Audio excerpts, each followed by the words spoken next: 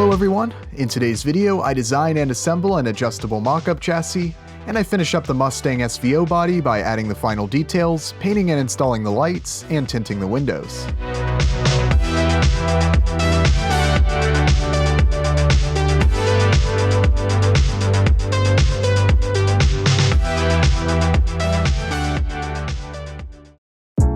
I'm going to start off by doing an unboxing of some items that were recently sent to me by CowRC.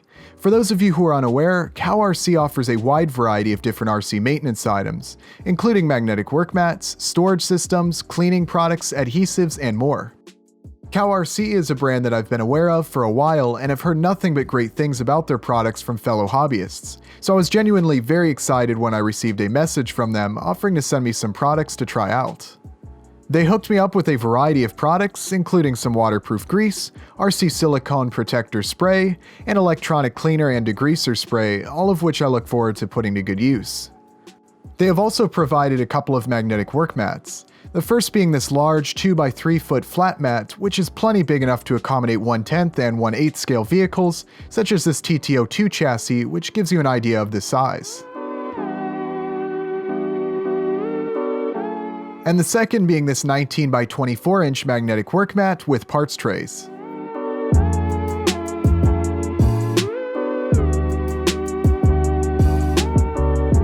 I really appreciate the inclusion of these care and maintenance instructions, as well as the separate sections for keeping parts organized at the bottom of this work mat.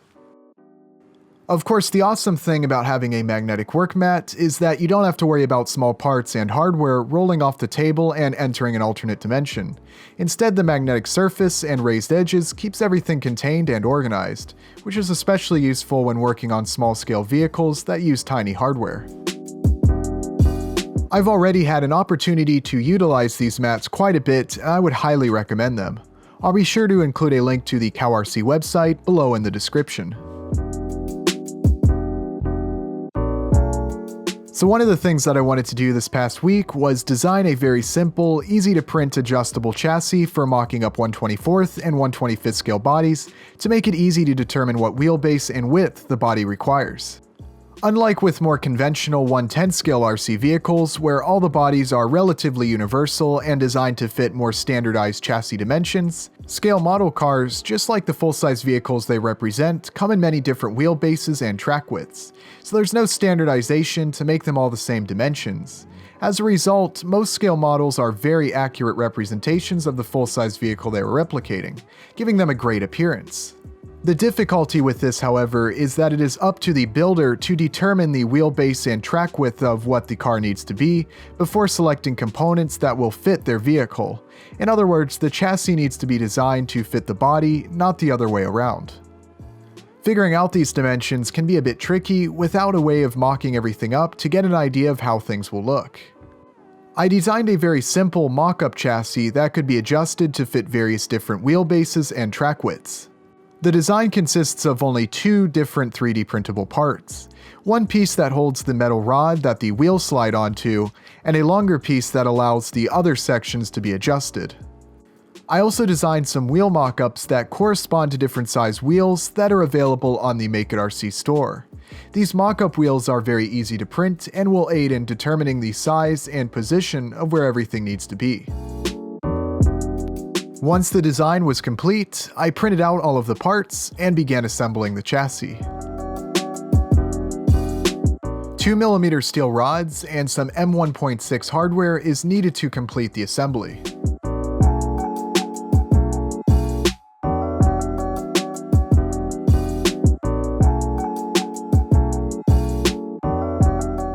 I believe that I was using 6mm length machine screws here.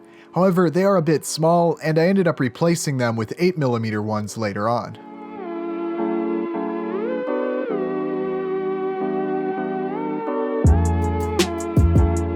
Here's a look at the very simple assembled chassis. Although there's not much to it, it will help out a lot.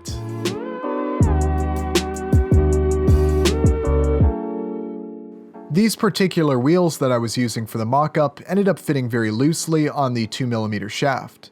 So I changed those out for 2mm threaded rods with nuts so that the wheels will not be able to slide around.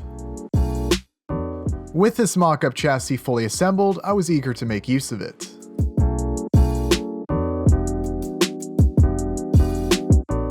I happen to have the same 1/25th scale Mustang body as a customer, so I used it to determine what chassis dimensions they will need.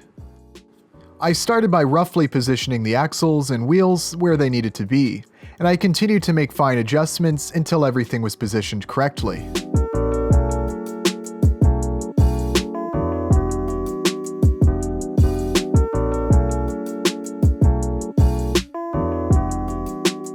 I want to make sure that I don't position the wheels too far out so that they come into contact with the body when the suspension moves up and down or when turning. If you have access to all of the parts included with your kit, quickly assembling the chassis and suspension, and then measuring the dimensions of the wheelbase and width can help give you an idea of the dimensions that the chassis will need to be. After a little bit of time tweaking things until they were in the correct position, I took some measurements and will use this when selecting components that will be the correct size for this body. I think this will prove to be a very useful tool, especially alongside the upcoming release of the FFR SC1 and various other future 3D printable chassis in this scale. The STL files for these parts will be made public soon. I'll be sure to include a link in the description to these files after they're available.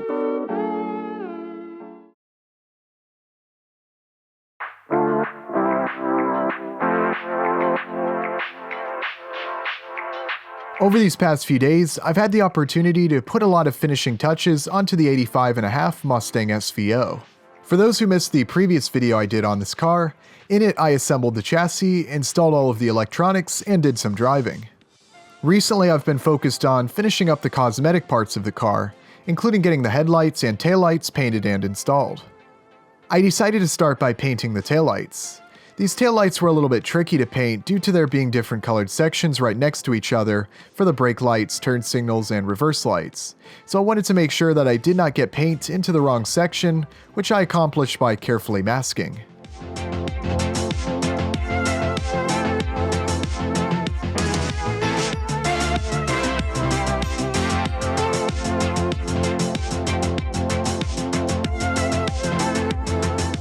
These are the Tamiya paints that I'm using for the taillights.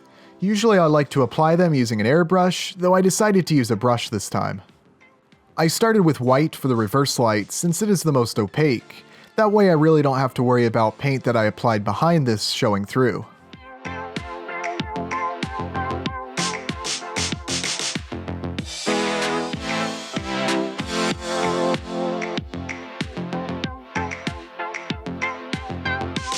After allowing it to fully dry, I moved on to painting the turn signals.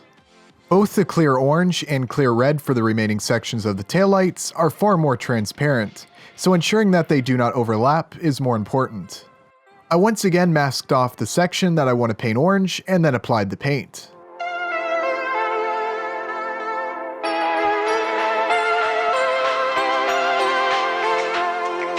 On the first coat, I noticed a lot of little bubbles, which I was able to rub out with a little bit of fine grit sandpaper before applying an additional coat.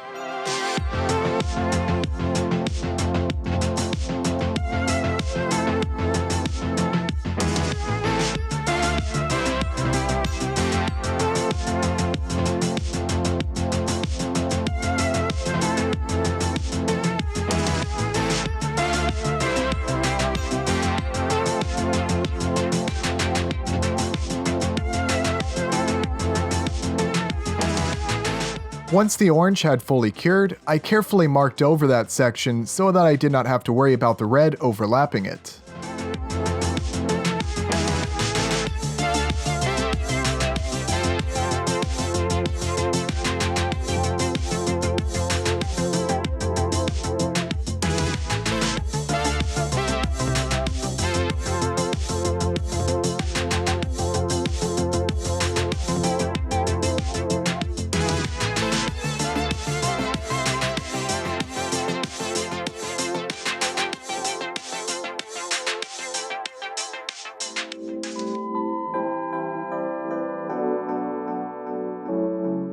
At this point, the taillights were looking good.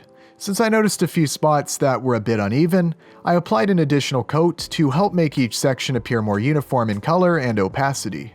As I said, I don't have a lot of experience painting taillights like this, so if any of you have any good techniques for painting taillights where there are multiple colors right next to each other just like it is here, let me know in the comments. At this point, each section was looking good, so I backed it with 2 coats of chrome silver.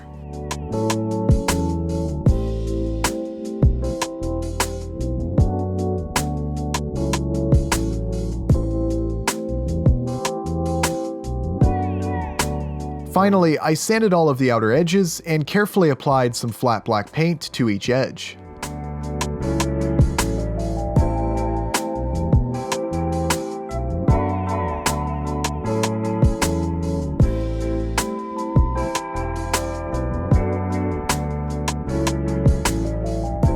The finished result ended up turning out pretty nice, and I will be installing it onto the car later on.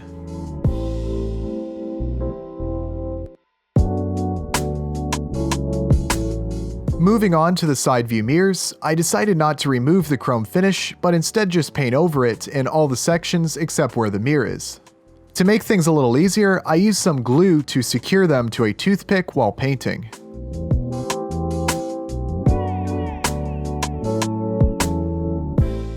I ended up applying a total of 2 coats. After the first coat, I sanded the lower edge to remove some imperfections on each mirror that were more noticeable after the black paint had been applied.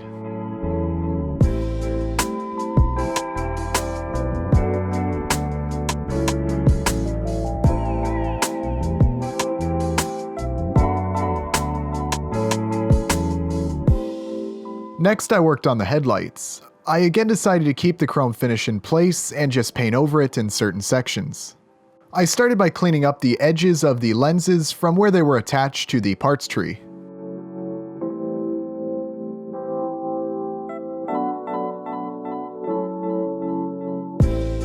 I then once again carefully applied some flat black paint around the outer edge.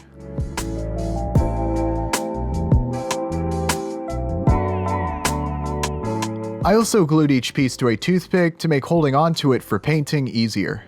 I decided to try using some Model Masters Turn Signal Amber, which is less transparent than the Tamiya paint I was using earlier, but I thought it looked too yellow, so I went over top of it with the Tamiya Clear Orange.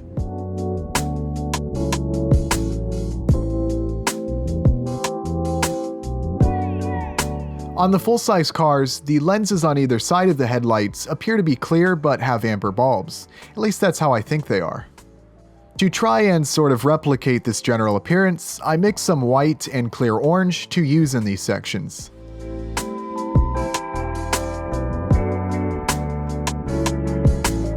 After having a look at this color, however, I decided to just go with a darker orange.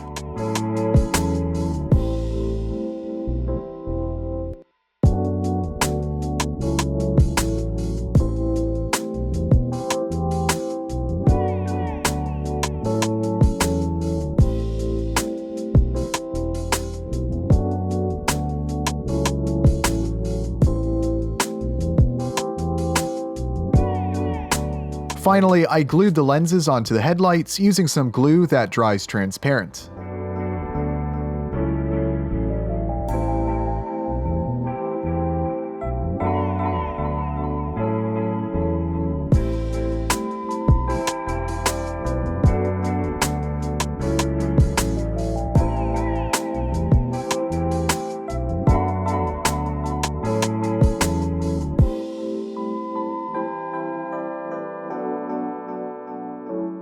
With that done, the front headlight assemblies were now complete.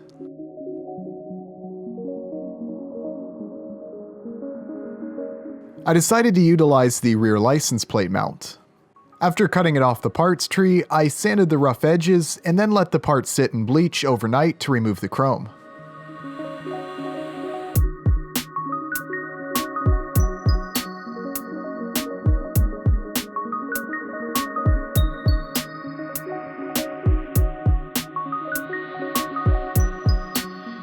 Additionally, I applied some of the water slide decals onto the body. Just some emblems and the opening on the hood were all I wanted to add. To apply them, all that I did was submerge each one into water and then let them sit on a paper towel until they could slide on the backing paper. After applying some water to the surface where I will be placing it, I slide the decal into position, pressing away any water that's underneath and letting them dry.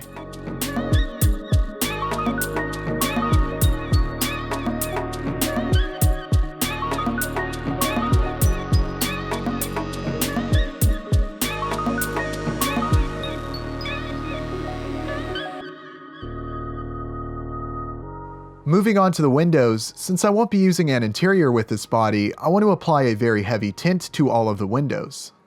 Since the kit does not provide any windows for the doors, I cut some clear plastic pieces to use. There were a lot of scratches and smudges visible on the windows, so I used some Meguiar's Plastex to clean and polish each piece, as well as hopefully remove some of the imperfections, which it did a great job of doing so.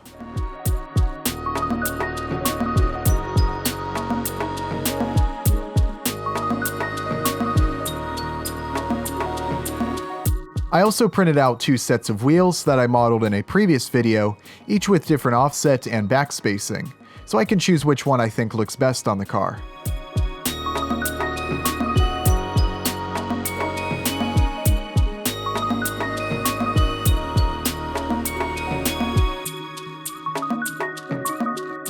I needed to do some post-print finishing work to all of the parts prior to painting, which I did using a hobby knife as well as some sandpaper.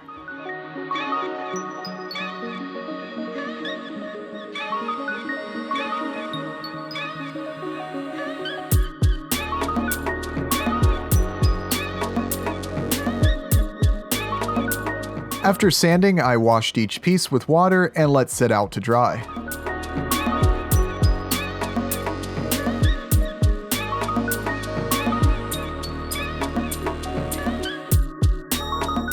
I got everything ready for paint by taping all of the parts to some popsicle sticks, as well as masking off the outside of all of the windows to ensure that I'm only painting on the inside.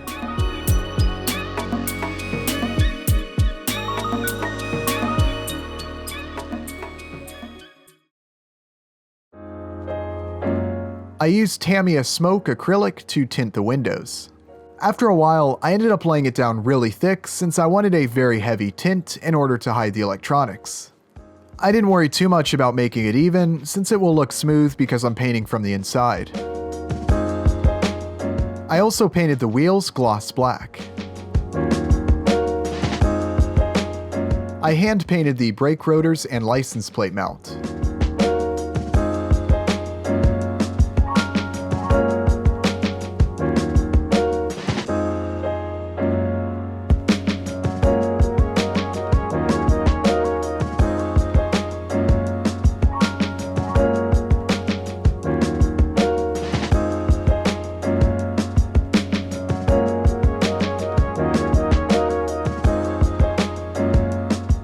After that, I very carefully applied some white paint to these lower fog lights.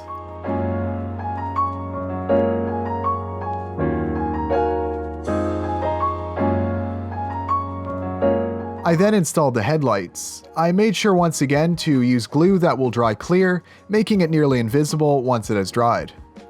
This glue is also slow setting, so I was able to take my time getting everything lined up.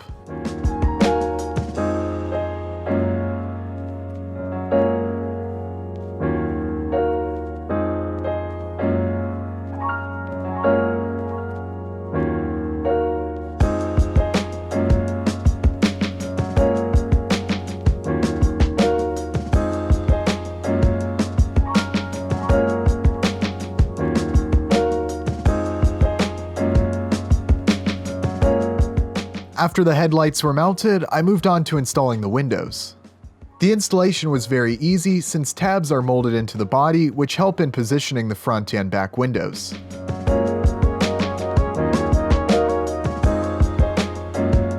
I noticed that the tint hadn't fully cured at this time, so I waited until the next day to install the door windows. Here I applied the water slide decal of the license plate onto the license plate mount that I painted earlier.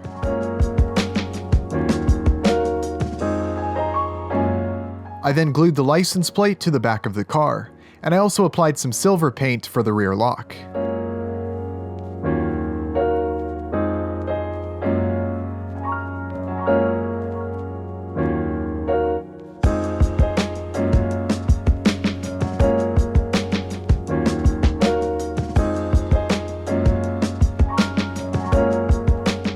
The next day I completed the body, first by installing the door windows, carefully using some fast-drying superglue to secure them.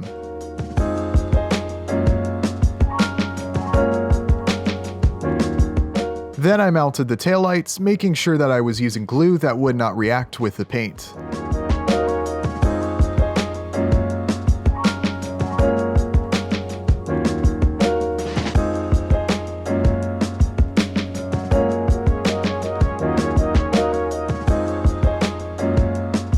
And to finish up, I mounted each side view mirror.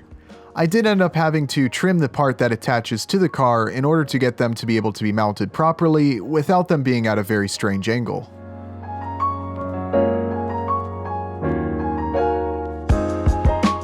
And here's a look at the finished body. Overall, I'm very pleased with how the car turned out.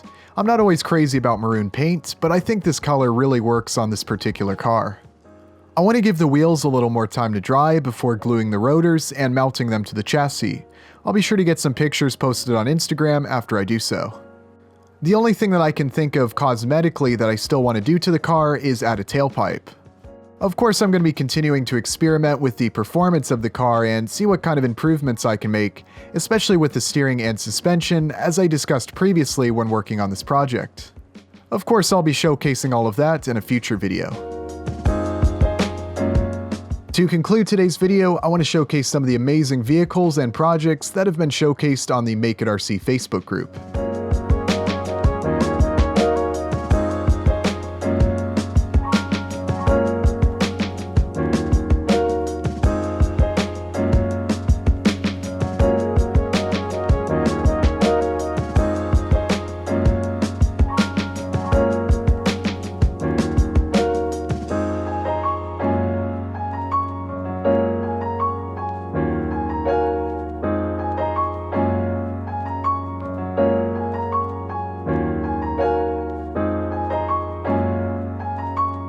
Thank you all very much for watching, and I will see you next time.